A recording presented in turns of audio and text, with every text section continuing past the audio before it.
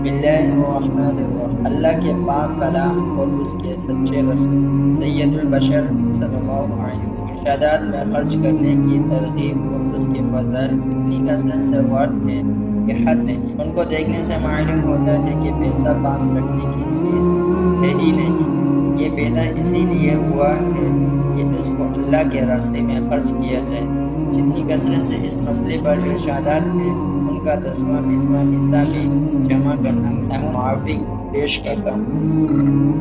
هدى للمتقين الذين يؤمنون بالغيب ويقيمون الصلاة ومما رزقناهم ينفقون والذين يؤمنون بما أنزل إليك وما أنزل من قبلك وبالآخرة هم يوقنون أولئك على هدى من ربهم وأولئك هم۔ یہ کتاب یعنی قرآن شریف راستہ بتلانے والی ہے خدا سے ڈرنے والوں کو جو یقین لاتے ہیں غیب کی چیزوں پر اور قائم رکھتے ہیں نماز اور جو کچھ ہم نے ان کو دیا ہے اس میں سے خرچ کرتے ہیں، اور وہ لوگ ایسے ہیں جو یقین رکھتے ہیں، ایمان لاتے ہیں اس کتاب پر بھی جو آپ پر نازل کی گئی اور ان کتابوں پر بھی جو آپ سے پہلے نازل کی گئی اور آخرت پر بھی جو یقین رکھتے ہیں، یہی لوگ اس صحیح راستے پر ہیں جو ان کے رب کی طرف سے ملا ہے، اور یہی لوگ فلاح کو پہنچنے والے۔ اس آیت شریفہ میں اور بھی کئی مضمون قابل غور ہے۔ مثلا راستہ بتلانے والی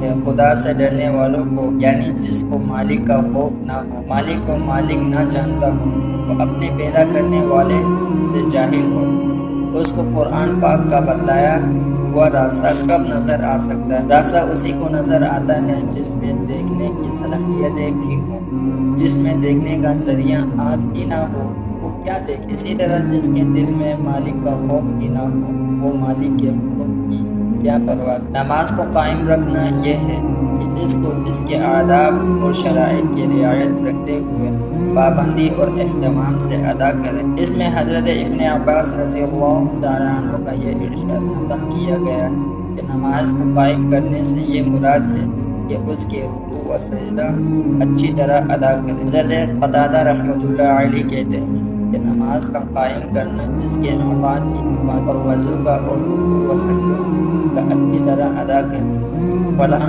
کو پہنچنا بہت اونچی چیز ہے۔